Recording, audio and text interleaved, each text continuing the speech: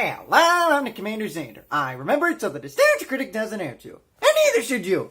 Alright, I'm sick and tired of reviewing DreamWorks stuff. Let's review something else. Something that I can actually enjoy a little bit. And I'm referring to bunnies, of course. Not Hop, or the Easter Bunny for that matter, but another bunny that you might be familiar with. Maybe. Peter Rabbit and Benjamin Bunny.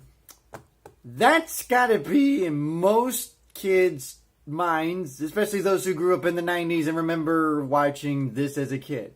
It's all part of this little thing called The World of Peter Rabbit and Friends, where we basically delve into Peter Rabbit and his friends, mainly Benjamin Bunny. And the one that I remember watching as a kid was The Tale of Peter Rabbit and Benjamin Bunny, which is the exact episode that we're going to be delving into today. Because I need to get away from DreamWorks for once. So with that, here is The World of Peter Rabbit and Friends. Every episode starts with a portrayal of Beatrix Potter, not the actual Beatrix Potter, obviously, but some lady acting her out. In this case, it's her water painting, because there's more than just wet-on-wet painting. There's water painting. As we see the Beatrix Potter look-alike with her dog in a majestic scene in England with some wild animals. I'm surprised she doesn't paint the wild animals. She just paints the scene. Which leads us to The World of Peter Rabbit and Friends by Beatrix Potter, the worldly known author. It starts to rain, so of course she dumps the water and runs home with her doggy. And there are kids singing "Rain, Rain, Go Away." Everyone's just scattering around. Apparently rain is toxic to everything in this environment.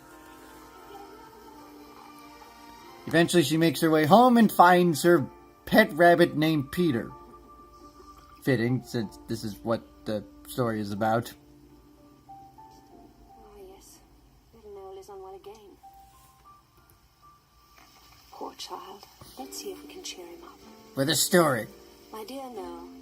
How the hell does he squeeze this story into little paper made for letters? Not stories. Flopsy, Mopsy, Cottontail, and Peter. Flopsy, Mopsy, Cottontail, and Peter. This is the tale of Peter Rabbit and Benjamin Bunny by, guess who? Beatrix Potter. By the way, no relations to Harry Potter. Just making it clear. We see that they live underneath the tree.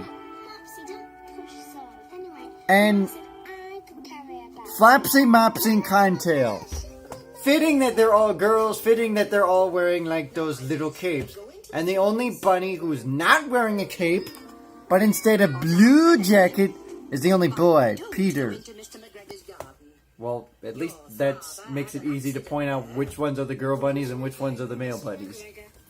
He was put in a pie by Mrs. McGregor. Peter's mom reminds him not to go into the McGregor's garden because if you get caught, you get put in a pie. Kind of like the chickens in Chicken Run. Peter decides, you know what, I'm not going to listen to my girly sisters. I'm going to go be a boy and get into all kinds of fun trouble.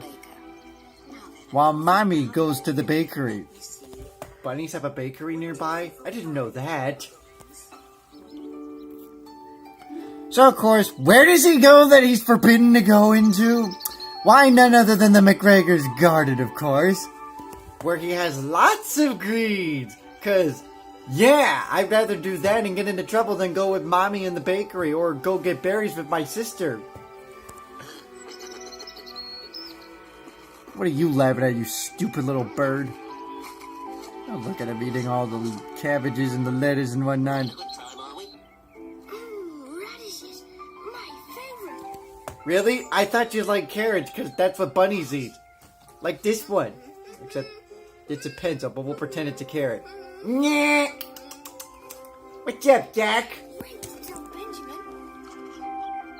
Yeah, wait until you tell Benjamin. That is if you live because you've been caught by Mr. McGregor!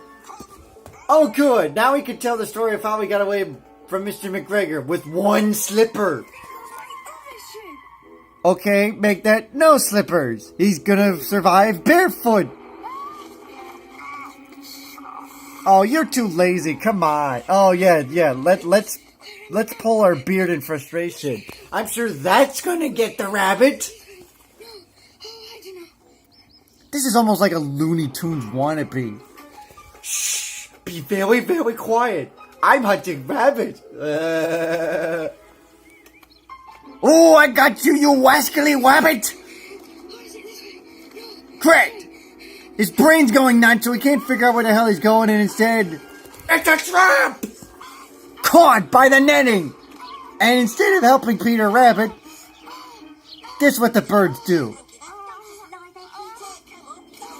Why don't you fucking help him? Don't just stand there telling him don't sit around. Of course he can't sit around. Why don't you just fucking help him so he can get away, you dumb birds? Oh, don't give up. You give up way too fucking easily. Oh boy, here comes Mr. McGregor. Now you're in for it. Wait! Why don't the birdies help him? They have beaks. They're strong enough. They have claws. They can... He's got one of those pie thingies. Oh, he just got away! But now he's butt naked in a garden. Which makes sense, because it's a fucking rabbit, for God's sakes. Why would you put clothing on a wild animal? Oh, and this wasn't the brightest of ideas. Yeah, hide, good. But why hide in a watering can that's filled with nothing but cold water for your bare naked body to be sitting on? Now you're gonna freeze to death on top of everything else.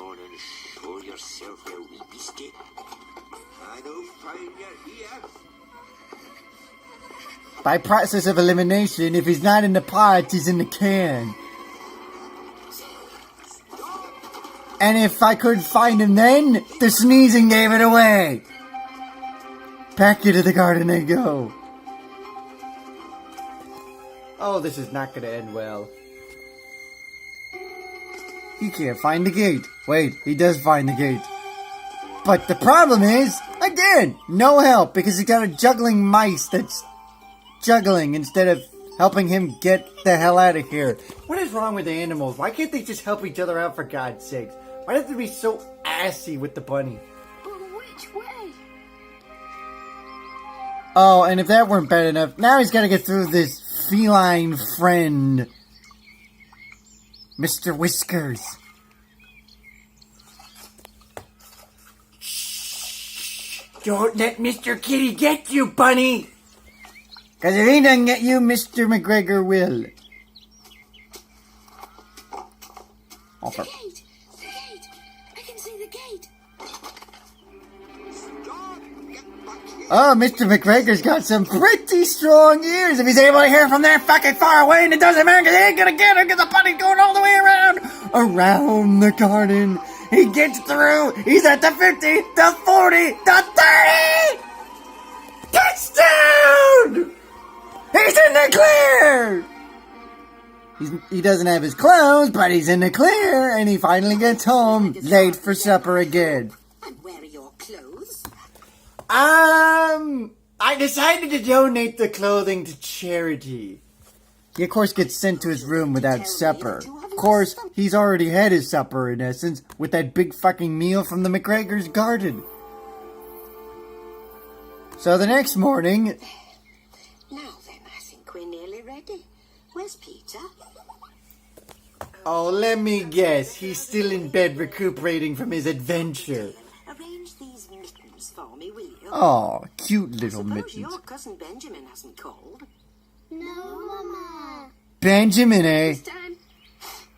Lunchtime. That would be Benjamin Tea time. Bunny. Supper time. Super time! Superman in the building for super time! You got to. He watches the McGregors ride off on their horsey wagon. So, Anyway, I probably don't spill things or break something. instead of going to see his auntie, he goes to see Peter, who... Goodness, Peter. What do you think? Who do you think has his clothes? By the way, nice blanket. Now he fits right in with the girls. Got your clothes. Scarecrow in Mr. McGregor's garden, and if you're Scarecrow, eh? Scarecrow's got your clothing. Oh, if only he had a brain. Oh, come on, Peter, you can do it. So, of course, they have to go retrieve the clothes, which are now too small for him to wear. Because the water possibly, you know. And then they go get onions. Careful, Peter. Whatever's the matter? Except they get trapped by another cat, this time in a basket, and guess who has to save their fucking hiney? Wondering whether I should go and look for him myself. Well, if it isn't Benjamin's I have a daddy. very good idea where... So he goes into the McGregors, traps the cat, and guess what he does to the poor bunnies? It hurt me more than it hurts you. It's so violent that we won't be able to see it. But the mice he's giving... Okay, maybe we will see him. He gives him a smacking. Peter. They come back home, she sends the letter, and it's away we go. So that's the tale of Peter Rabbit and Benjamin Bunny. I like it. It's better than DreamWorks, and it's highly classical. So if you ever get a chance to enjoy it, do check it out. Because there's several channels on YouTube that has this episode. This one is Azul the Cerulean 20. So if you get a chance, definitely recommended. For sure. I'm the CommanderZander. I remember it's all the nostalgic great none have to, and neither should you.